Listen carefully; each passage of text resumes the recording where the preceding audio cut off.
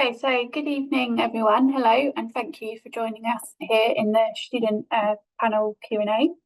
So my name's Ali. I'm a member of staff here at the university, and I'm going to just shortly introduce you to 4 of our ambassadors that we've got on the line with us. So just a little bit of housekeeping. If you want to, or if you could, remain muted while they're kind of doing their introductions. But then, certainly open for people to unmute and use their microphone to put questions to us. Or similarly, if you prefer, if you're not quite confident enough or you haven't got sound, you can utilise the chat function to type your questions to us, and we'll do our best to put them to the most appropriate student, and perhaps open it up to all of them if applicable, for them to give their opinions or responses to whatever it is you want to know. So I'm going to also just keep an eye on people joining us late. This session is being recorded, so if you want to refer back or share it with people afterwards, that's totally fine. Entirely up to you if you want to keep your cameras on, etc. We don't mind either way. So yeah, I'm going to get on and ask the students to introduce themselves. So can I start with Joy? Sure. So hi everyone, I'm Joy. I'm currently, as I would say, my final stages of my PhD. So I'm currently writing up my thesis.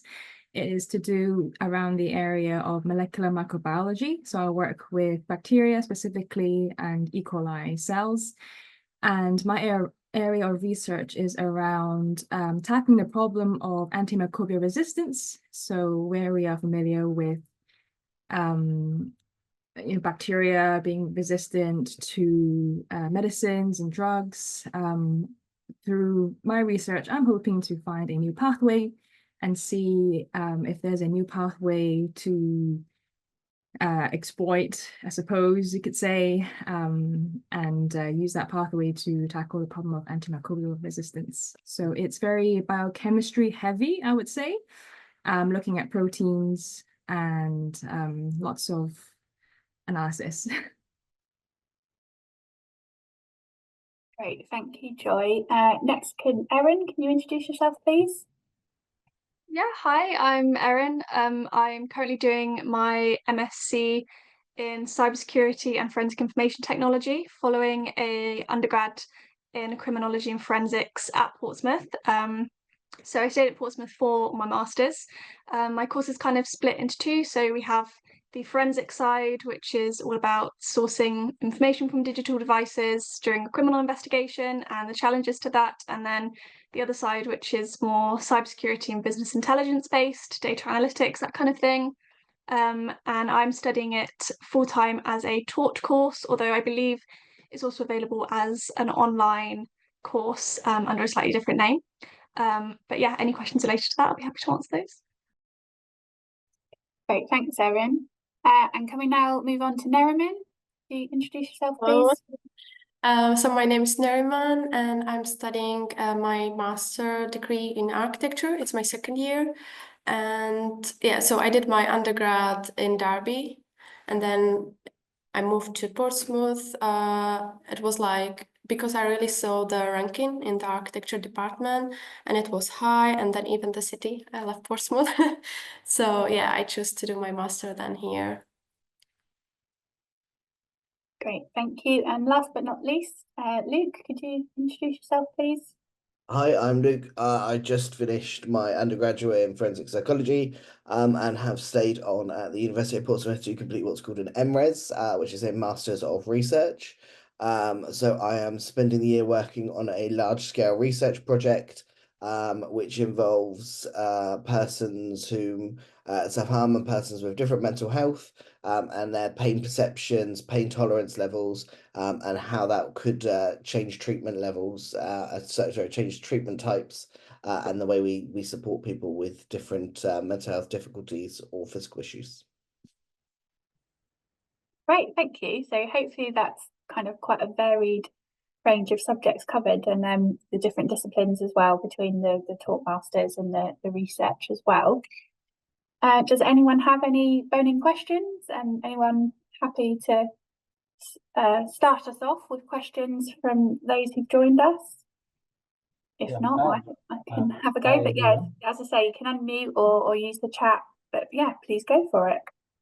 Yeah, so hi, I'm Sushma from Bangladesh. So I'm interested in masters in MBA.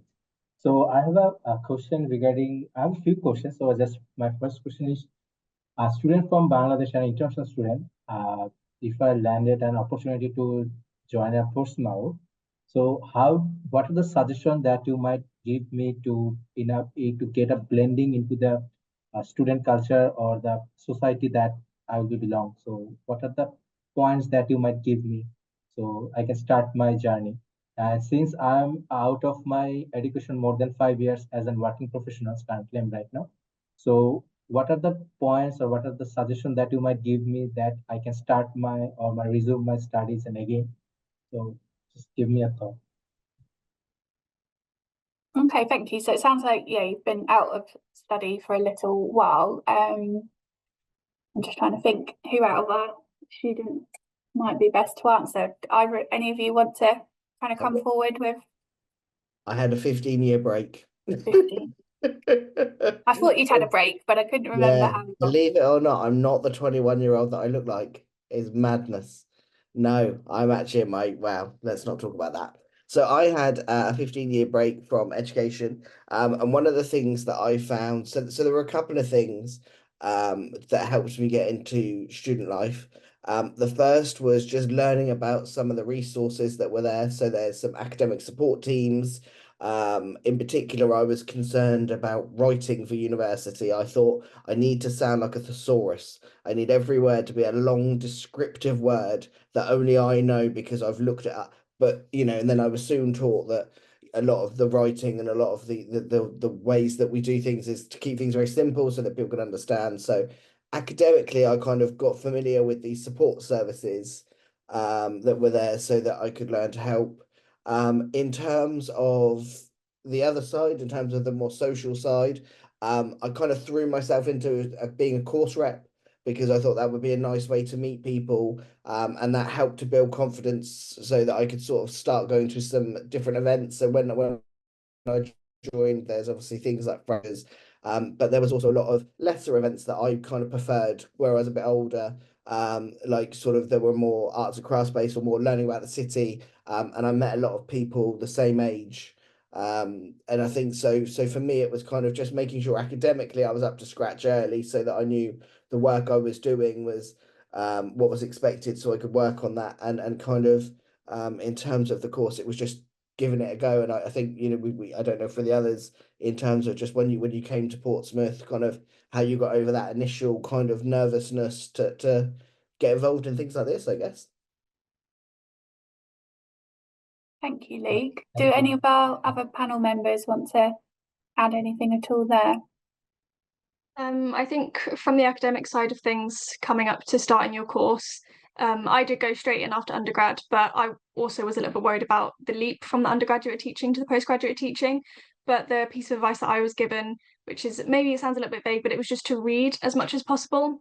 So if you have access to books and journal articles, that kind of thing, they can be a little bit more difficult to get your hands on. But if you have access to those, just to read those to get an idea of the current research in an area is great. And if not, keeping an eye on the news, anything that's in the media about your field, just so that you have sort of a more up-to-date idea on what's happening in it, things that you can use to support arguments in lectures, seminars, things like that, just to sort of support your understanding of your field and give you an idea of where research is going. Things like that is really, really helpful. Great, thank you. Were there any follow-up questions on that, or did that hopefully answer your question? No follow-up question. I hope yeah. Thank you. Great, thank you. Would anyone else like to either unmute or pop a question in the typed chat for us? I'm just going to open it up.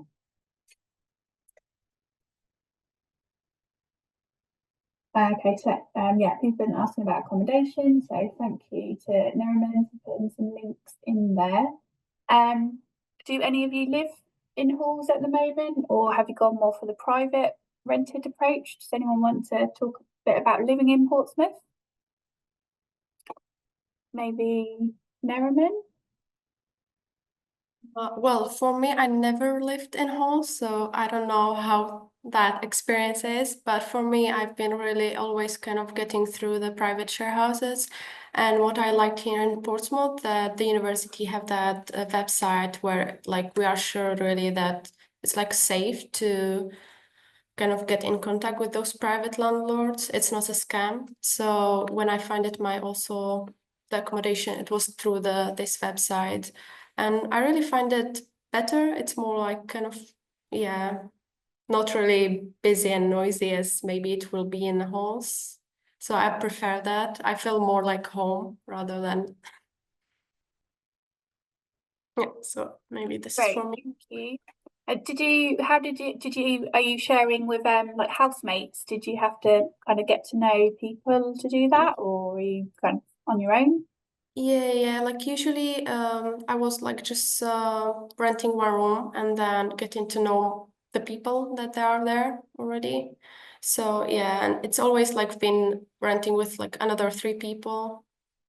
So yeah, and for now it's really nice, like being surprised like who will be there. Great, thank you. Do any of our panel members have experience of staying in halls? And were there any key differences at all to private housing? Anyone stayed in halls? I have stayed in halls. It was in 2020, so it's a little bit different. It was sort of during COVID, so it was quite different from the normal experience.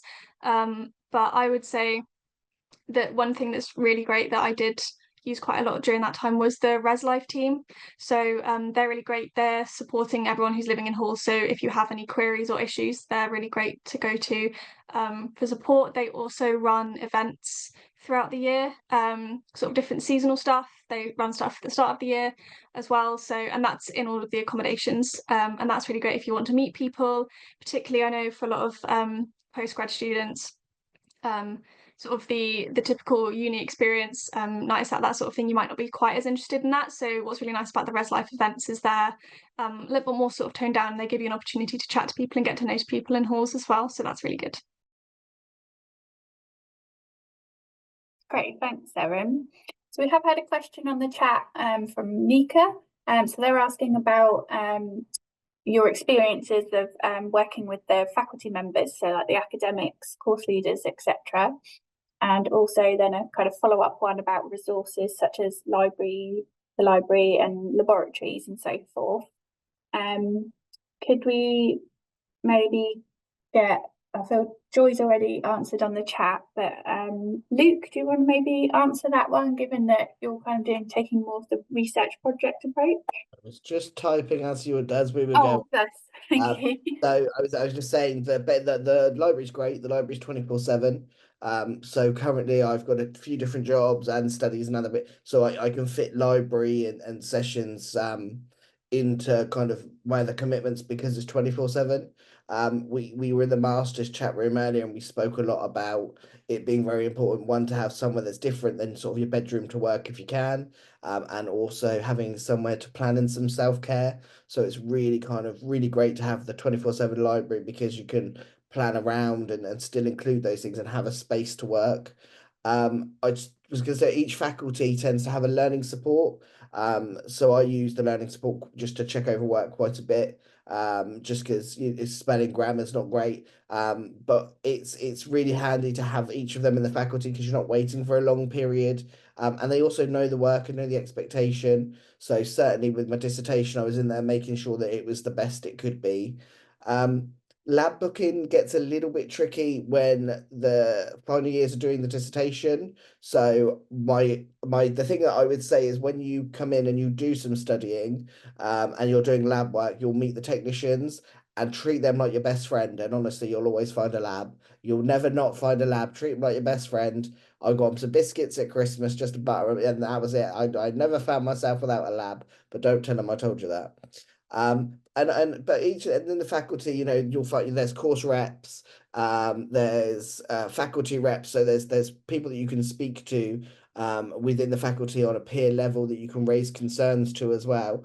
So it's really good. There's lots that kind of go on through the faculty, but also wider than that with societies and other areas, because is there's always a lot of kind of going on around the university. So I sorry, I'm gonna stop now because I'm doing a monologue, but I hope that helps. Thank you, Luke. Sorry, I'm just trying to reply to a message on the chat. Erin, do you maybe want to answer that one as well from more of a talk perspective? How have you found kind of course teams or course leader? Yeah, so we have one course leader that sort of oversees our entire course, and then we also have module leaders as well. And I also have one of my modules is taught by my course leader as well, so that gives me an opportunity to chat to him. But generally, I've found that they're very, very friendly, very approachable. They will always encourage you to come to them with any questions that you might have. So don't be worried about that. We also have, as a course set up by our course rep, who, as Luke mentioned, is a peers, another student, a chat group, so people can ask any questions in there to general people that might not be something that they need to ask staff about, but just to get to know other students as well. So that's really good. And then in terms of facilities, things like that. So on my course, we use a lot of computer labs, and we get a lot of time in those. So we're allowed to use them whenever they're free, whenever there's no teaching in them, but also on the days that we do have teaching, we have 6 hours, and 4 of those are spent in a computer lab, going over practicals and getting some hands-on experience. So that's really helpful as well. And then in that time, we have multiple members of staff, so you're not waiting for someone to answer your question. So that's really good. There's more people there to help you and to help you get some more experience practically as well. So I would say that's really, really good.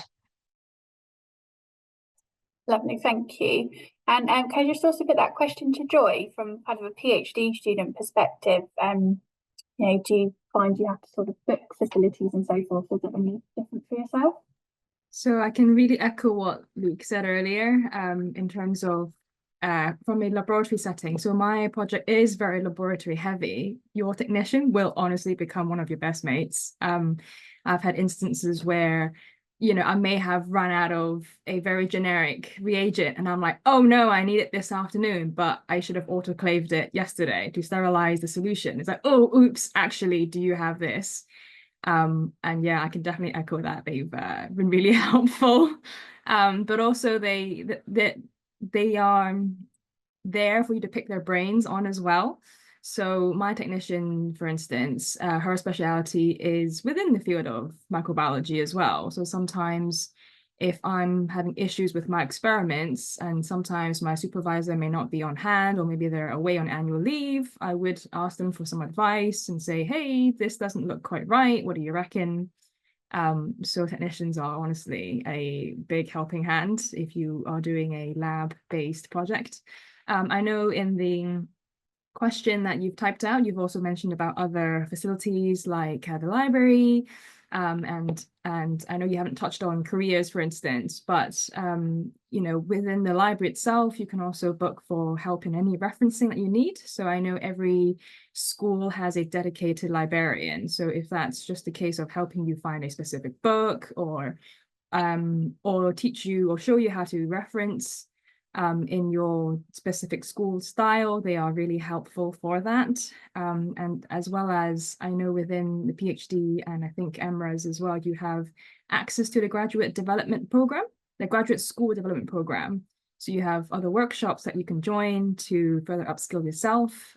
So these could be very, I guess, straightforward things like how to use Excel. Well, not how to use Excel, but like maybe shortcuts that you might want to use for Excel to help you with qualitative analysis, or things like, having or developing a mindset towards research.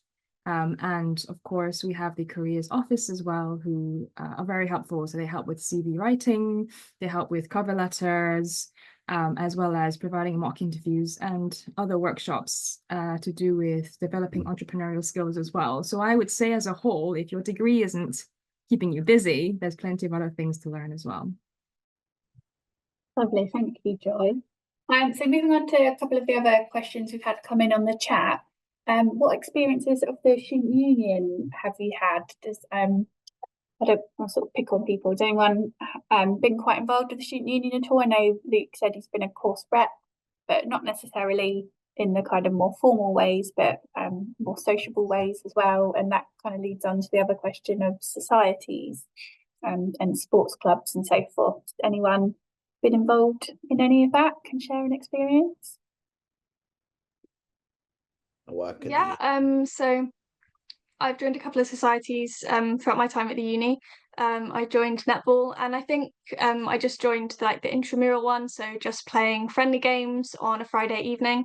But that was really, really nice. And I think aside from getting to do an activity that you might not have an opportunity to outside of uni, it's also really great to meet people, because all of these people that you meet in the societies you already have a common interest with, particularly if you're doing something activity based. Is a really great way to get any sort of awkward small talk stage out of the way, because you can just focus on the activity that you're doing, and it's a really great way to sort of ease yourself into university life and meet a few more people. You can also meet people on your course through them as well. So I've met people that are doing the same course as me, or sort of are in the second year, if they're doing it full time, and they can give you a little bit more advice about your course, and you might not have met them if you hadn't have joined a society or something like that. So they're a really, really great way to meet people. I definitely recommend it. I did put the link for all the groups in the chat if anyone wants to have a look at all of the different ones that there are as well. Lovely, thanks, Erin. Luke, were you going to say something? Yeah, just so there's different options within the union. So I know a lot of societies use it as the base. There's also opportunity for work within the union. So there's the shop, and there's the advice service, and a few other kind of parts that that you can be paid to work in, as well as volunteering through faculty reps or PGM reps and course reps as well. They also do a lot of events. So they put on a lot of different events. So they put on a lot of non-drinking events. But they have a lot of people that come in, like Vintage Vera and other clothing shops.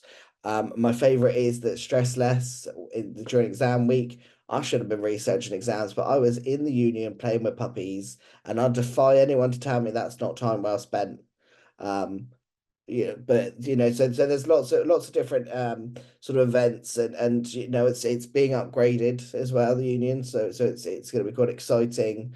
That it's going to be new, but it's kind of a great way to meet people. Like we're saying about the society, another great way. But they just they have an events page. They have a lot of speakers and a lot of parties and all sorts that sort of go on there. So it's quite a good sort of central hub, as it were, for students. Great, thank you.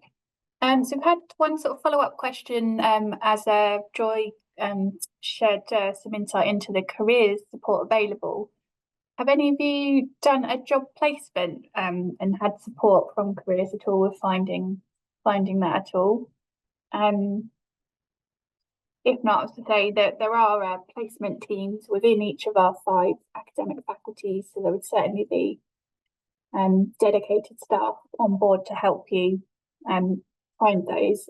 Generally, we'll have lots of partnerships with organisations, but similarly, if you kind of want to reach out to new employers that we've not worked with, there are also people in place to support with that. Sorry, just reading this last question. So we've got a question from an international student. So does the uni assist the students to get well aligned with the uni in the initial stages? So can any of you kind of recall back to the early days of starting at Portsmouth and how you felt that went? I think really Portsmouth, it has a good kind of the first week, if I'm not wrong, there was the orientation week. So for international people to really come and get to know each other, and through activities such as like walking on the beach side, or like city tours, campus tours, and all that. So for me, it was really kind of really important that when I came here, it really helped me, that I felt like I felt really quick that I belong here. If I compare it to my undergrad, where I had really difficult kind of time to get into the the society around me. So there's a plenty of activities, like first 2 weeks especially. So yeah. Great, thank you. So yeah, we'll always have what we refer to as a Yeah. freshers fair, where all our kind of services will be Yeah. available to get to know, and all the societies and sports clubs and so forth. But yeah, certainly all the faculties try and put a range of activities and icebreaker type things in as well to help people kind of get familiar with the surroundings and their new course mates.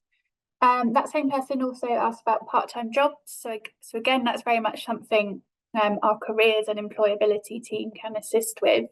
They are available this evening to speak to over in the careers hub, in the information hub. If you want to go along and have a chat with them, they'll no doubt be able to signpost you to lots of online information and resources that they've got as well. But we can leave it there if not. So thank you for joining us, and thank you to everyone on the panel as well for sharing your experiences and insight. Always really helpful.